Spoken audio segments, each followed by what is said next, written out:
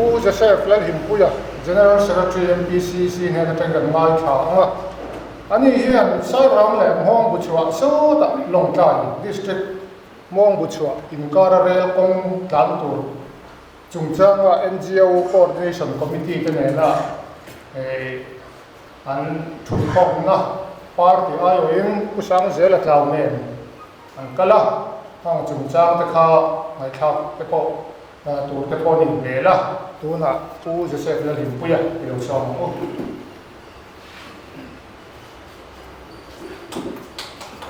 ผู้เชี่ยวชาญของเรา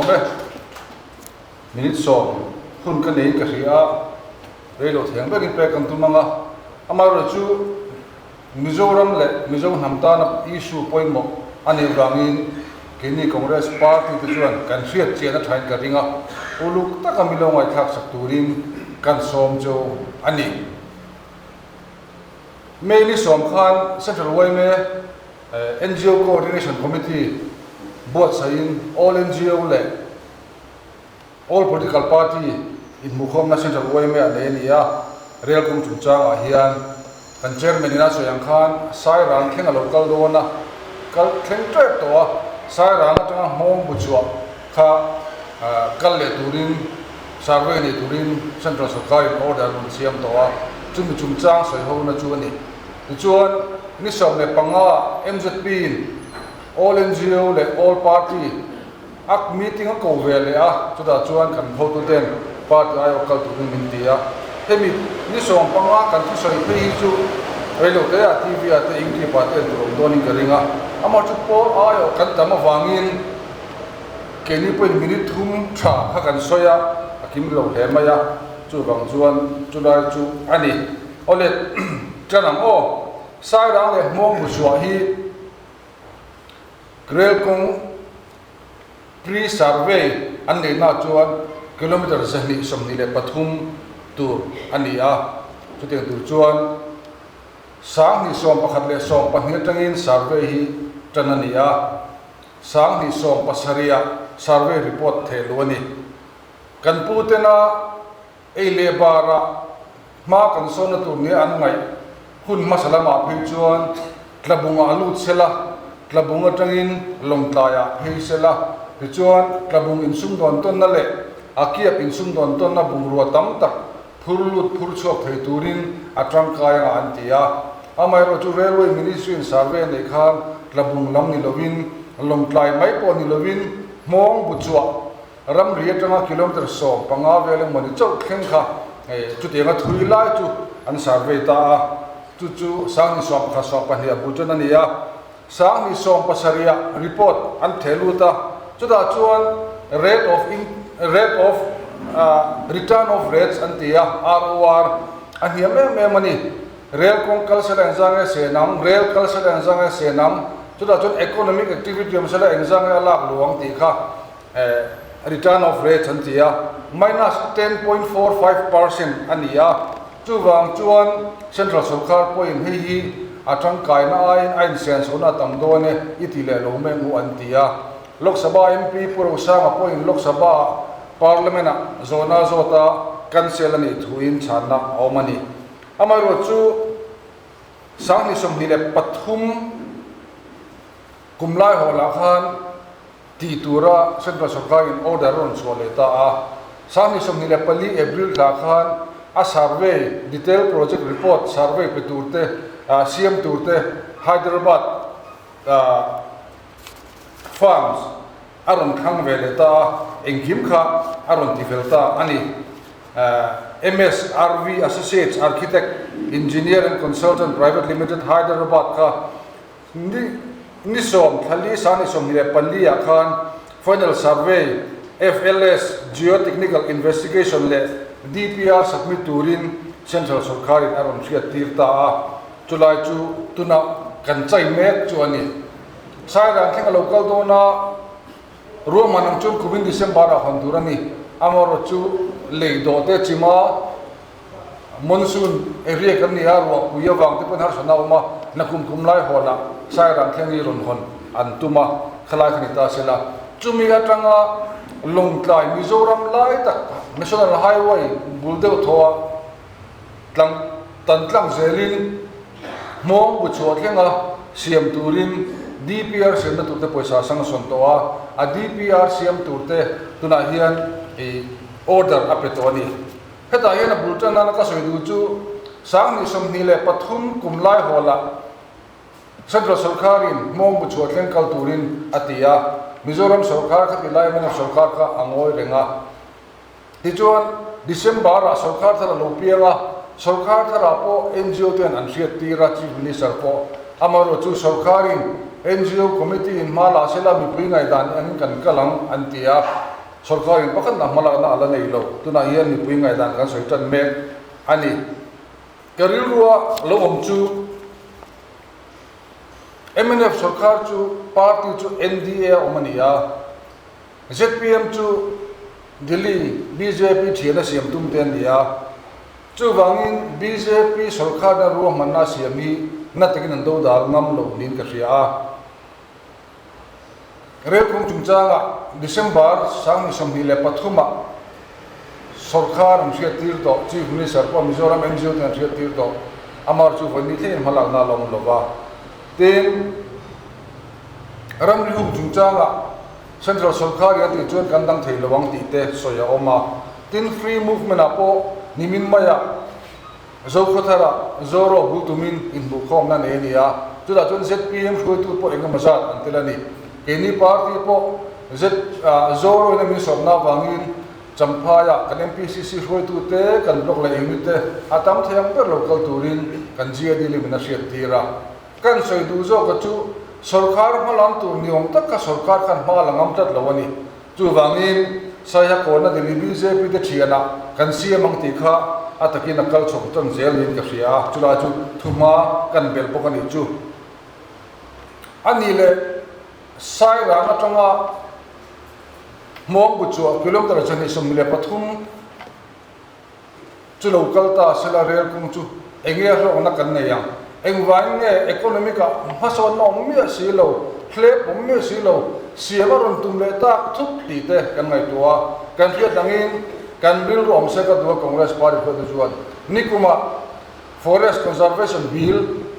ek aron siama aron pasta a chuda chun ram ri tanga borok mela kilometer za Sarkar Central Sarkar en poi bola ni chuan Central Sarkar thu turani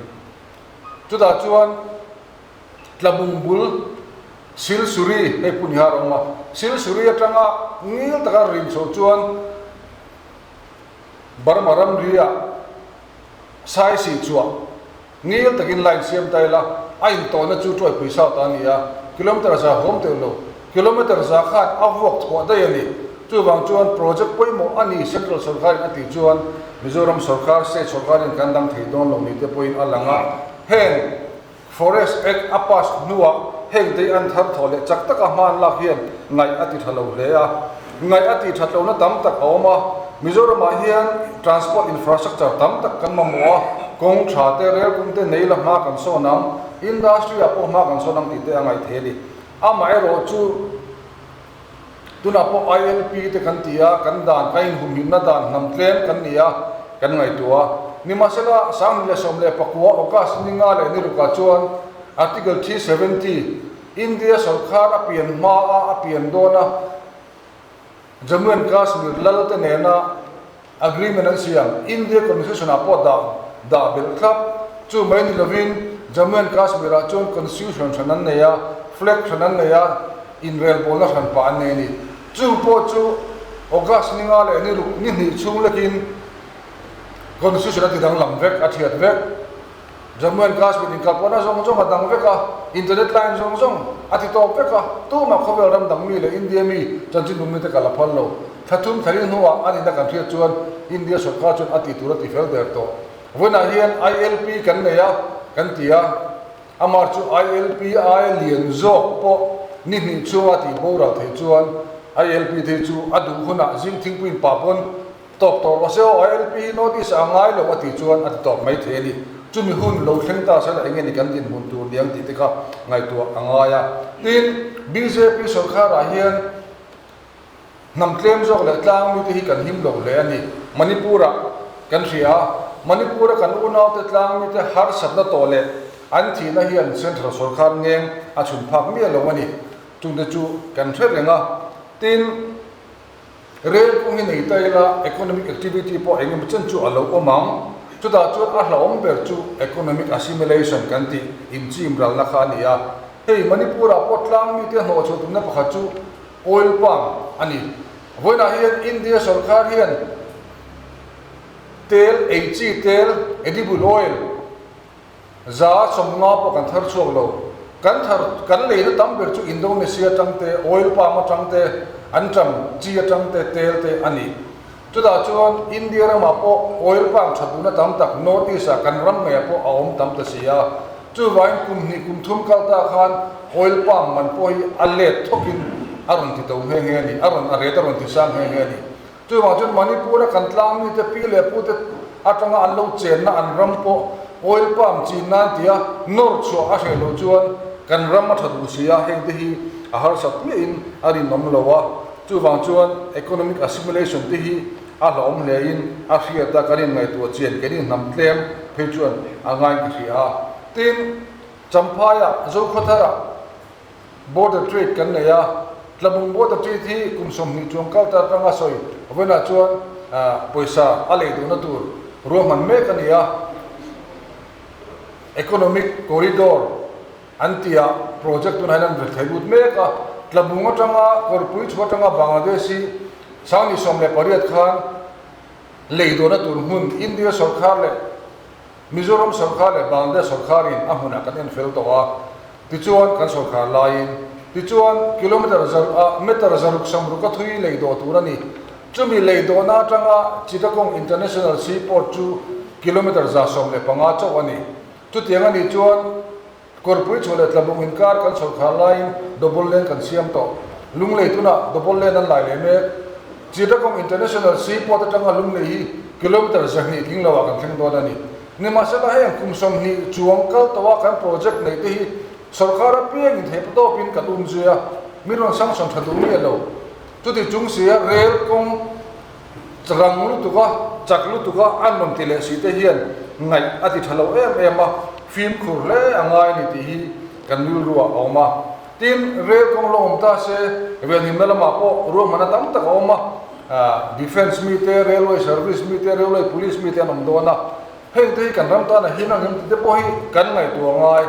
wana assembly full claim te anoma central sarkar thumi ani lovin mizoram chief minister thu soyangin central sarkar ke pui lovin assembly full chuan burma ne kai kalpona an kharmon kamani chutiang te chu ni ya central police force tu nai tam lo omsela kan tang kai pu nge kan tang kai pui long ti hi ngai tu tham takani tin british india ani lai khan burma te huama saka jo samthum le pasari april ni khata burma sek som hi british india tangin ain dan tirani tichon tu na hian defense analyst ho chuan defense lama mi thiam tu chuan burma si pai sarkari kumnga pa ka dai to lawanga tu na kal chuan an tia chaklam pangchu china lamin tu na hian athunun de unol to ni india ram ep lampang nai lampang hi chin state te tin Arakan state kan ti thin te po hi india ra ma hian lu le thena dan tu hi india hina ngai tu veni tin tuna KMTT kan ti project kan ti te real ku na po tu te hi tun ma Arakan kan ti Rakhine state lo ni ta kha ania hei khovel huwa pa po tuin huai le huai ho sakna nei tamber te jinga mi ani chu wang chuan tuna point china in billion tam takman raw material crude oil ala lu to a heng te poi india hian a chu pui ve na sa me mani chu wang in helai ram ri in ram ri na te rail kong kal le kal lo chung chang te man mo ta ka rail kong kal ti mizoram mi pui te du sak na le india ram ma so na pi lampanga geopolitics kan ti hovela oil loinom thei lowa kan ria chu wangin hemi chungchanga in kalpona zel te po hi ania geopolitics lian pui ta te po hian awmani kumzabi som pa kona la ya khan transcontinental railway kan ti america rama railway lian per pakhat chuan Indian ho America ma lo masa lama rail ko siam doa red Indian ho nasa takin andanga ko boy free ma kan mutina anin ka pa anin suama anin thata amor chu tiang chu tuna chu min ti ve mi lawang amai ro chu anthune na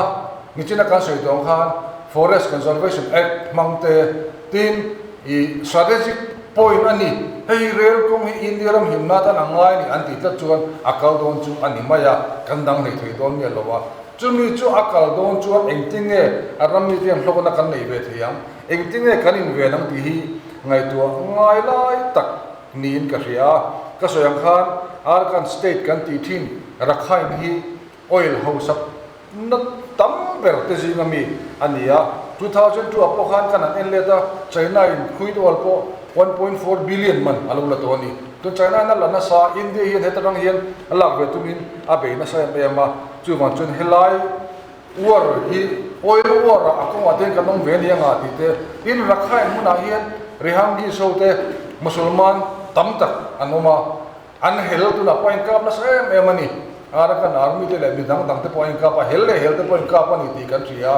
chu wangin Mizoram china hian kong pui thale rel kong thapo nila bar maram kan kal pel na tura hian zalen takin kan kal thing emo ti hi ngai tu na a oma chu wang chuan la yang ta kan ngai tu angaya tin rel kong hi local tlang don ta se engting e kan ti ve ang engting e tan kan la kan ti hi uluk ta kan ngai tu angai ka ria economic environment social impact cheng ta kan zira rel kong hian kan khotlang nun intinga ti dang lam don kan economy intinga ti dang lamang kan environment intinga ti dang lamang do bol le la kal rumat point lang tam tak an roda lui kor tam tak achila rel kong kalta sela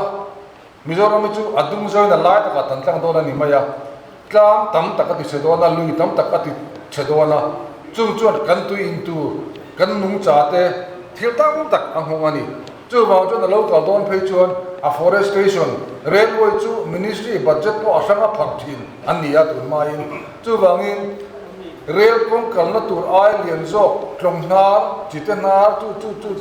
chu la chuan ramngo himin siam sakturani an mani poisa ni siam sakturani te rail local sela thok tu tam tak la kan ni don chu da chuan kan mi zo thara ta dan hian job reservation te kan nei ve thei do nem ti te kan ngai to apoi moin ka sia chu cheng zong chuan awareness kan nei hi angai ka sia tina top na ka soi pel ta le ma ya ko ni pelo a top na chawin kan ngai to ngai em ne ka riat a oma insum don na rel ko kal ro ta wang khan min chim dal lo mai the amai ro chu Mizoram tribal area chuan plain mean in hunaron nei mo theilo sumdo naron nei mo theilo ni masala an survey na chon aizola hardware do 80% chu vai ta ni Mizo ming mangin vai dan nei ni den ron ti to ni tuna hian chu wang chuan rel kong sai ram thengaron kalna tura po hian kan unau kan Mizo pi tam tak chuan helai hi compensation min siam sakla 20% chu ita tin railway na tok tu te na te an lo in zuara anni vai na tok tu te vai ram har sa tak om tan chuan a thona 20% nei te chu lo ol sama sama sia chu a rate te poi anti sang na sa nei ti te e tong kam kan thile zela chu mi chu rela kal thing ri ma vai min chim ral lo mai the amar chu kan ma ni hi kan chian da ni a chian lo em awang ia ngai tu tham nin ka sia chu mi chu kan han soi duwa tin to pera chuan Indian World Trade Organization saka chuka sam kole panga som to ti danglam tam taka oma example kan soi mai du chu Himachal epula 2 mm atu mm mase World Trade Organization asom nuwa chuan Himachal epula tum kha China epula lokala Australia epula lokala atlom zo boxia aizola hian China epul kan leidu ve kan tlat to mai na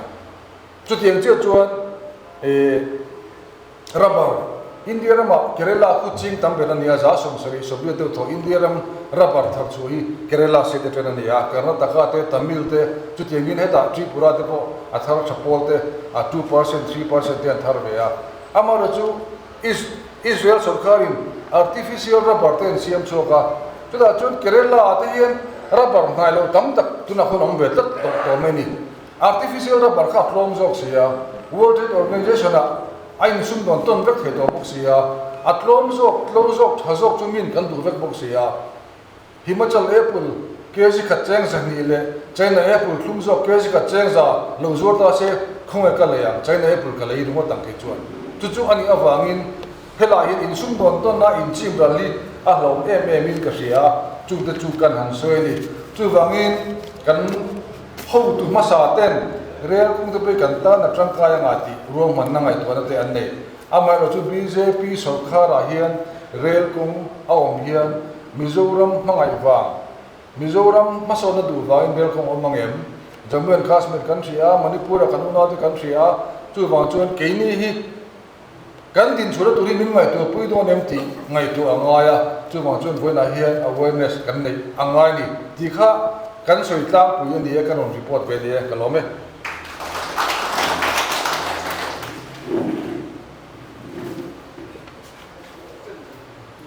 kuma hima kan lo me report ngai dam tak mai kan ngai tha ha mun takin kan ngai khatang in alonga